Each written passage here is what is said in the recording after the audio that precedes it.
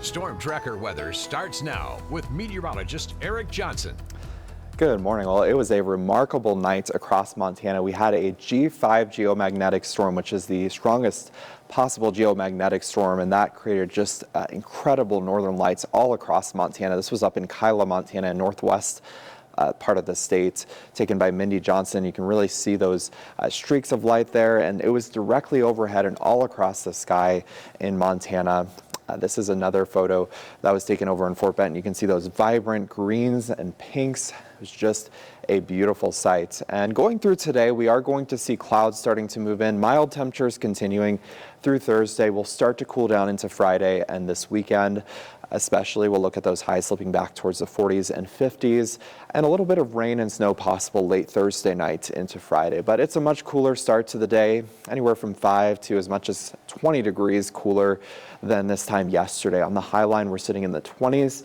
It's in the 30s to around 40 degrees in central Montana to start out your day. We have high pressure just kind of parked over the west, which is keeping our temperatures nice and warm, but we do have some clouds moving up and around that high pressure ridge, and that's going to keep us mostly overcast for today. So we'll see those temperatures climbing to the upper 50s in Great Falls. In Helena, I think we could see a few peaks of sunshine into this afternoon, but we're still looking at those temperatures into the mid to upper 50s. And then it's a cooler day for the high line. We'll look at overcast skies, temperatures struggling to get out of the 40s into this afternoon. Now, what you're really going to notice today is much calmer wind.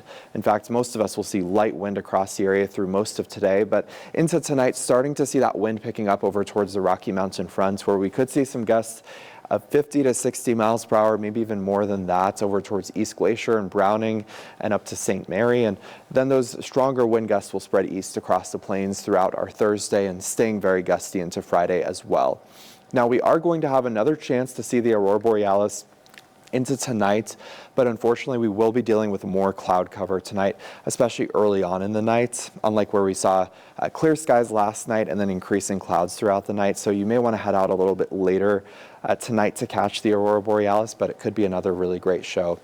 Overcast through today, and then starting to see some of those clouds breaking up in eastern Montana this afternoon.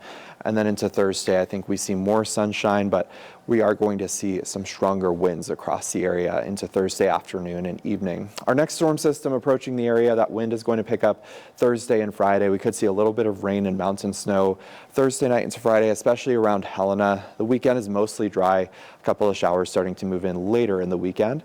And we'll see some snow up in Glacier. The next few days, that's really the extent of the snow we'll see through the weekend. 58 for Augusta and Helena. Into central Montana, a few spots hitting 60 degrees this afternoon. Again, looking at lots of clouds, a little bit cooler on the high line. We'll be in the low to mid 50s, 52 in Havre, and 50 for Glasgow and Malta. And then I've got us up to 68 tomorrow. We'll be near a record high temperature, and then a slow cooling trend into next week with more typical November weather, highs slipping into the 30s and 40s next week.